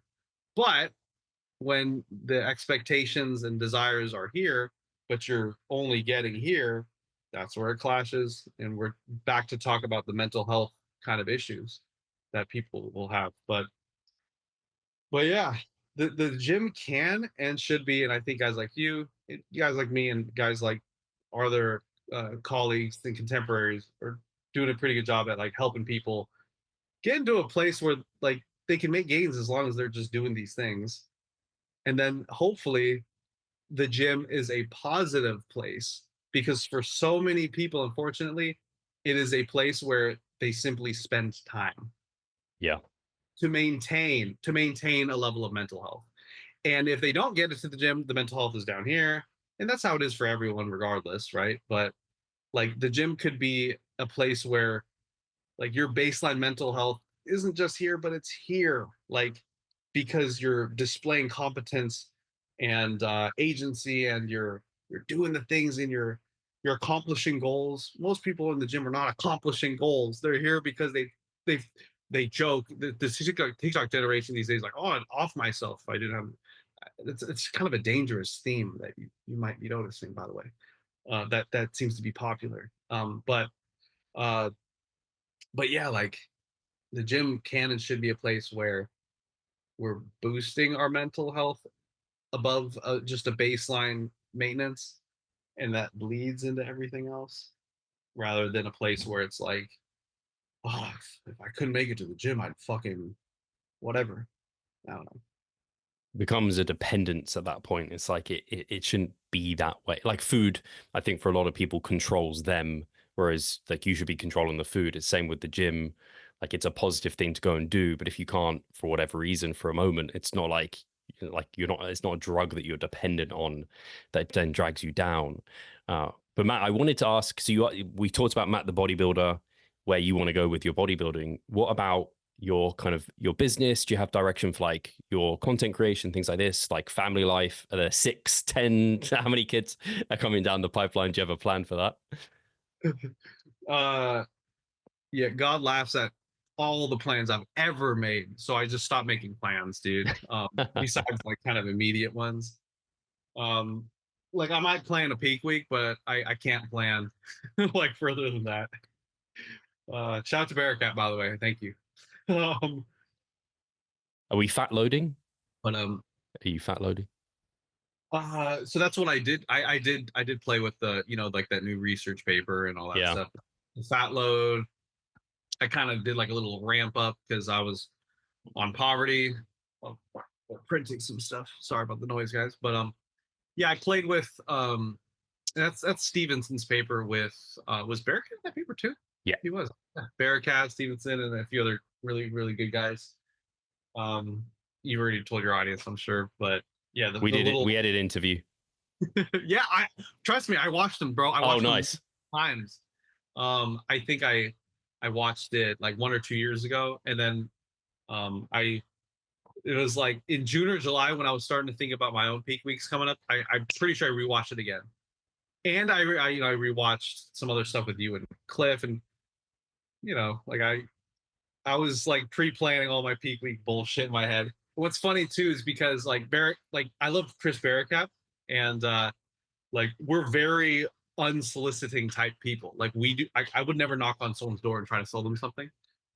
And he's one of my best friends, and what's funny is like he wanted to see like what he was curious, because we don't talk about bodybuilding. What's funny is like we're bodybuilding friends, but we do, but we don't talk about bodybuilding. Like, and that's what's so beautiful about bodybuilding. I fucking love it. Like, it doesn't feel forced. Whereas with a gym, like with a guy at the gym, like it's awkward to talk about bodybuilding sometimes because the level of understandings is so different that it's like, anyways.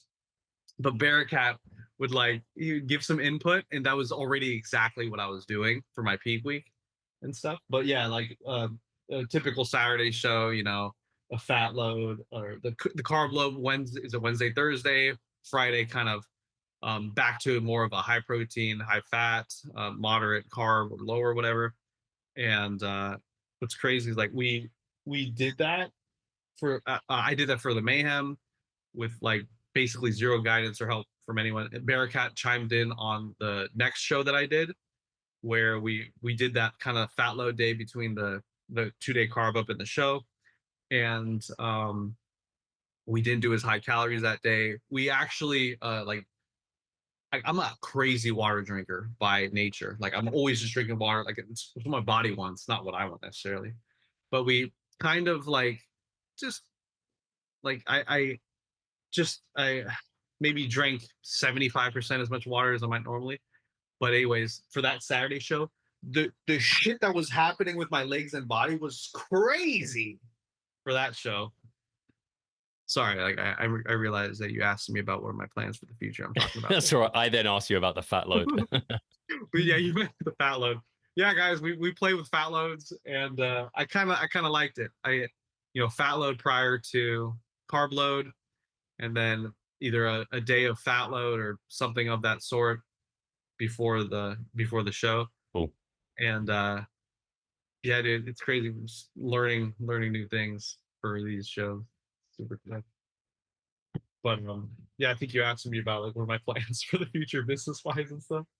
Yeah, it sounds like you don't necessarily have the ability to plan that far ahead. Yeah, with which is fair. Yeah, I'm really not a not a planner. I'm more like I'm like a snowballer, right? Like I'll if I can start something, turn into a habit, and then somehow ends up turning into something. That's always how it's been, like with YouTube and business and all that. Even yeah, like like you were saying, 2011, 2013, I would literally say, graduate college, YouTube millionaire, pro card. Those were like three things in my head. And what was funny is like I dropped out of college. I definitely didn't become a millionaire that year. Definitely didn't get a pro card that year. 2016 went on, and but yeah, like plans are interesting. Plans are definitely interesting. But business wise, I've been really enjoying like training and teaching people like trading concepts and programming over these last couple of years more than this is where we're going to start talking about business. I know a lot of coaches follow you. Here's the crazy thing. It's nutrition is where the money is. Like nutrition and transformation are a lot easier to sell than like, hey, you train like shit and I want to help you fix that, which is the truth, right? Like they're totally separate things. But then there's also certain like business models that are really crushing it, such as like the JPG Paul Carter train heroic business model. I think I got on that business model train heroic after Paul Carter, but before JP. And it's an interesting business model of group programming on like a pretty massive scale.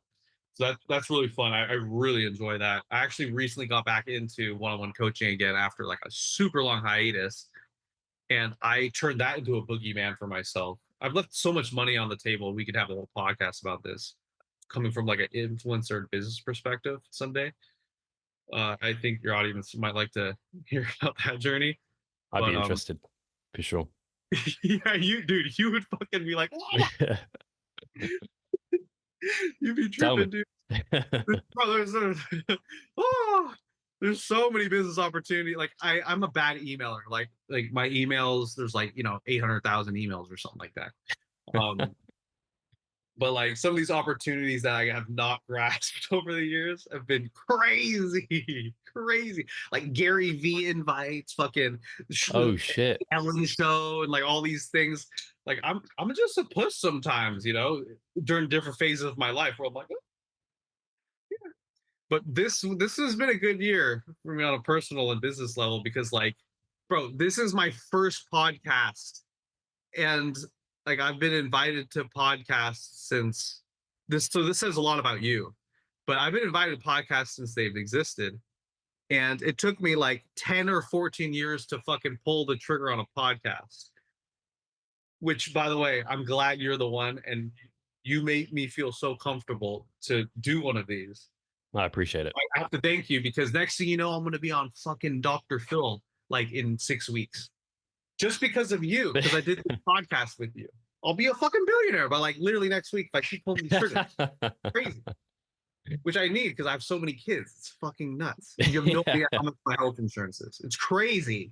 Oh, I bet. Damn, yeah. Bro, you need to move to the UK. Yeah, that's the one perk. That's the one benefit. Like, Bro, I paid a $3,000 health insurance bill the other day. $3,000 health insurance. Sorry. So yeah. Anyways, yeah. Well, what's in the future business wise? So you're doing your one-on-one coaching. So that's something new, right? Yeah, I got back into that. You still love your spreadsheets. I You still use love the the spreadsheets. goddamn Yeah. spreadsheets, and yours are beautiful. Like I love the really good coaches and like their colors on their spreadsheets, and like I just know that like it's a system that works so well for you. And I've used spreadsheets before too. One thing that I've always kind of like considered with my business moves was like, okay, coming from like the YouTube and high follower count background, it's always been like, okay, like if and when, how is this going to scale? Yeah. So yeah, when I got back into coaching, I kind of, I obviously wanted to like focus on the coaching, but also like the scalability. So I started with like an app Yeah. platform. You already know,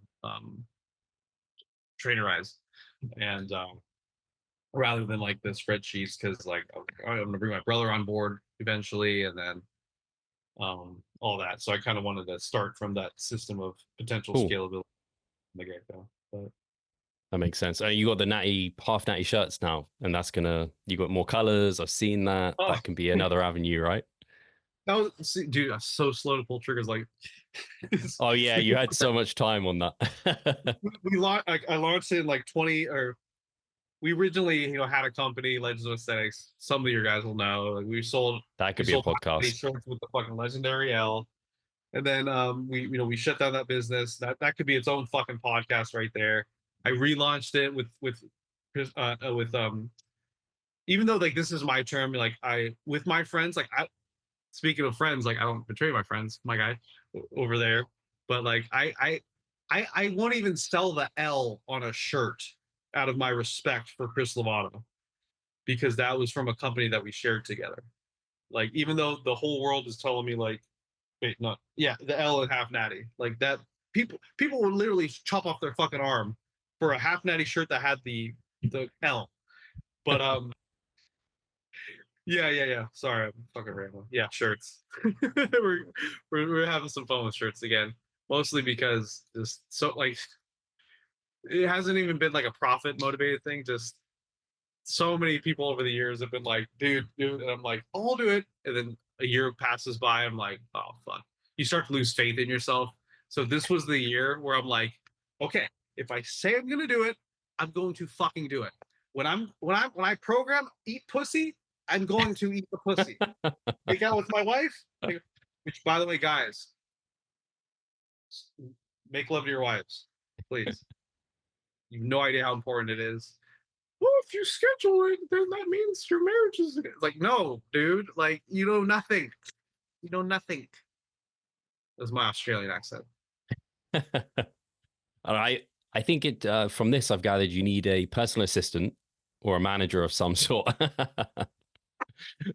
And that'll make your life a dream. I don't know how you do all the shit you do, dude. Like, you are so impressive. You're putting out these podcasts on a regular basis, and you're coaching people full time. Probably, I could guess. I'm not going to say how many clients.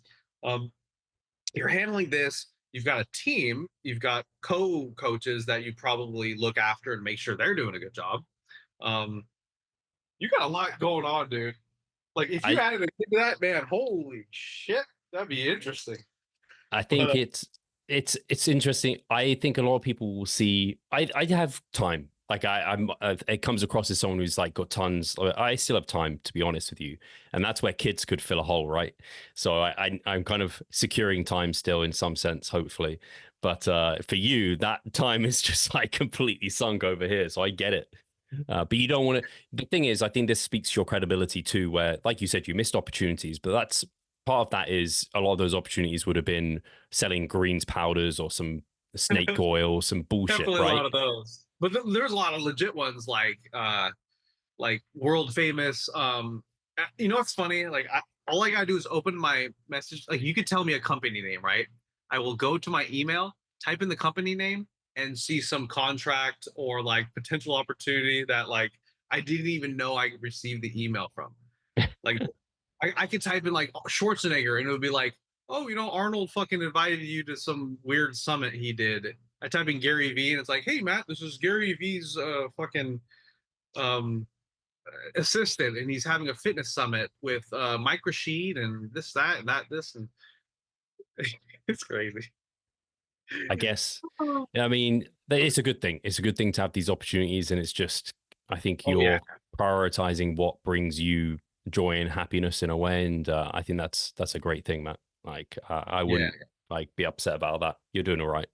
I'm definitely trying to get better at, like, I know what my faults are, and one of them is just like not pulling triggers and just being slow and like shying away from opportunities because like I naturally have like a distrust sometimes. Or Sure, I can see that.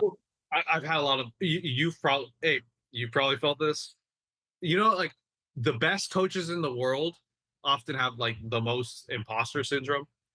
And that, I don't know how you feel about that word, but yeah, like a lot You're of the past best. the Dunning-Kruger, right?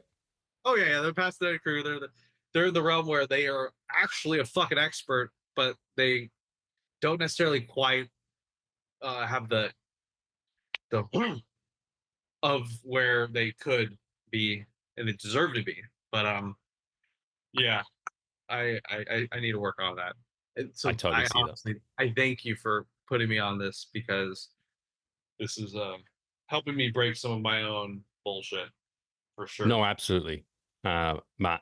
I think we have to call it at some point, and I think I appreciate your time so much, and I don't want to take too much of it. And it sounds like you're open to doing these more, another one in future. And I think there's just so many avenues that we could go down. And it's been an absolute pleasure chatting with you. And again, I have to thank you for your time because, like you said, people have been requesting you to come on podcasts, and I know I've bugged you over the years. And just thankfully, one of those little messages were like, part of you was like, yeah, I think I'm open to that now. And I'm so glad. And I think people will really appreciate this. I'm so appreciative of you to say it to your face. Like, you are a big reason why I am where I am now. I don't think you know how much of a like role model you were for me when I first started. Maybe you do, but I don't think you can ever know because you weren't me. But yeah, I want to appreciate you and everything you did and continue to do. And it's great to see you. I've got that pro card, one, because the bodybuilder in me wants to acknowledge that, but to have got a life that you absolutely love and deserve, it's awesome to see. Dude, thank you so much, man. I would love if maybe you can hold me to this, that I start my own podcast one day. Maybe just send me a few reminders 6 months from now if this doesn't happen. But I'd love to have you on and cover your journey and talk just like a lot of I'm sure a lot of my audience knows you, but like a lot of my audience would really benefit from hearing your journey because it is very similar in that long-term bodybuilding game that you're in. These motherfuckers don't know how competitive it is in Europe and in the UK. They have no idea. Like it's fucking pretty tough. And you're so humble. You're just like nodding, like, yeah, man, that's true. But like deep down, this is a humble guy because over there, it is like you think half natty is something over here. Half natty truly, like half natty is England. Half natty is the UK.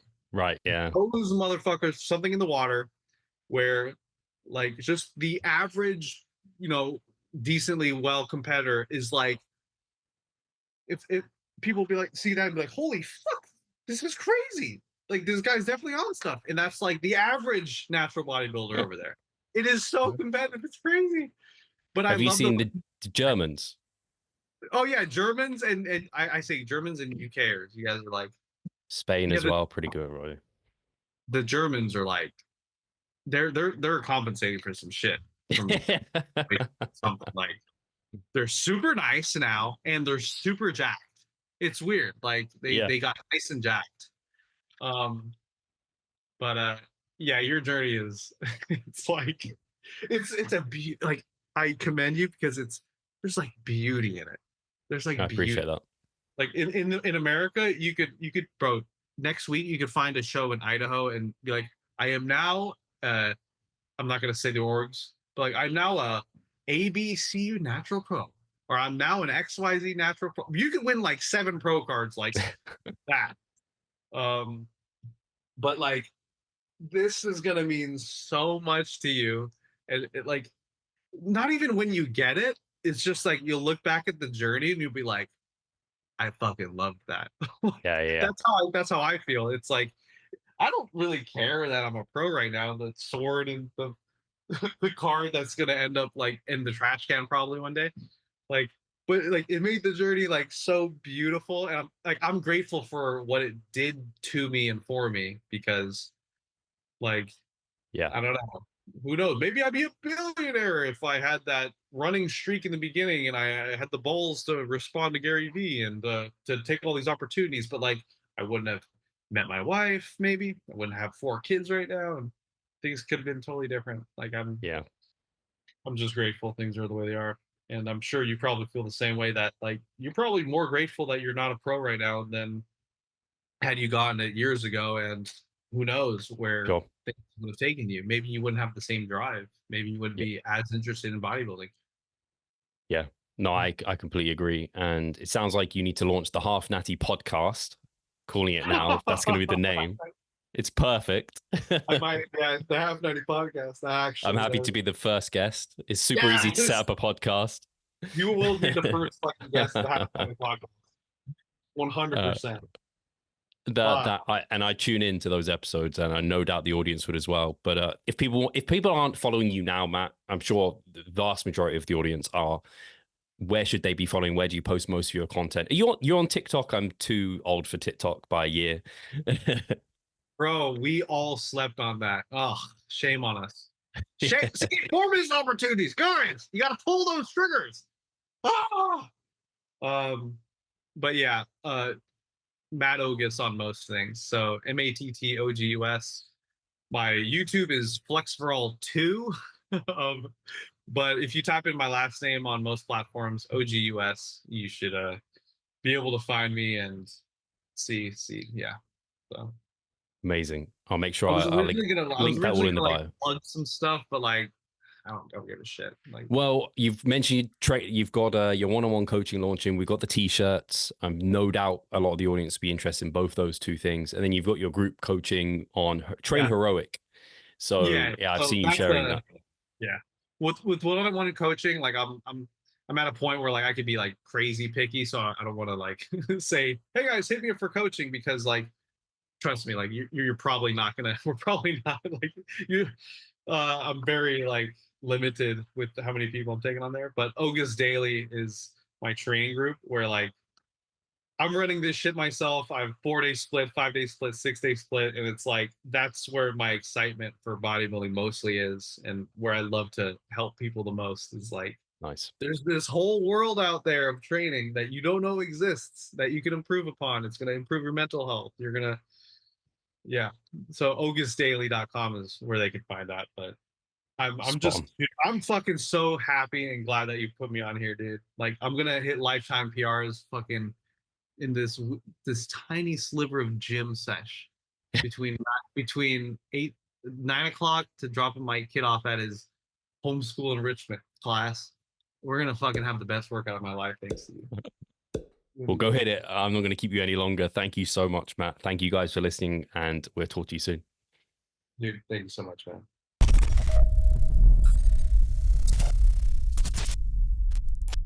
Losing weight fast while maintaining muscle mass.